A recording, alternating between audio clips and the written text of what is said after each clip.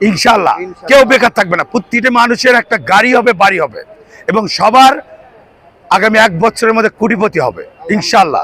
সেইটা নিয়ে কাজ করেন। আমি আসছি দেশের বাইরে থেকে, আমরা আসছি দেশের জন্য কাজ করতেছি। দেখেন আমি কষ্ট করি এই 32 বছরে।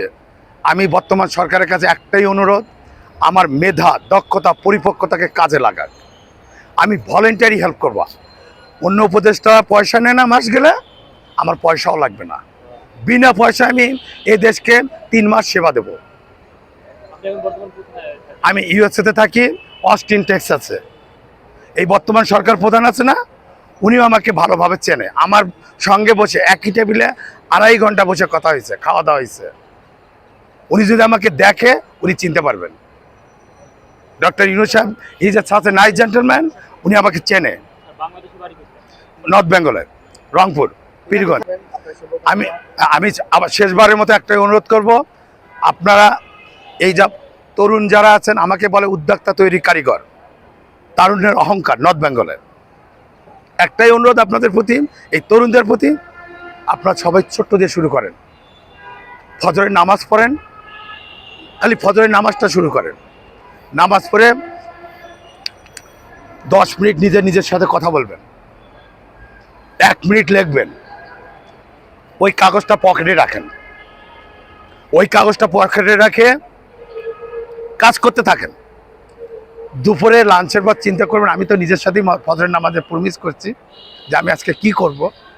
দেখবেন আমি তো 5টা কাজ কমপ্লিট করছি, আরও 5টা বাকি আছে। তাহলে 5টা কাজ আপনি করবেন না? যদি আপনার কোনো ফ্রেন্ড এসে বলেন, এই দোস্ত আমাকে একটু হেল্প করতে কেন, আপনি কি বলবেন?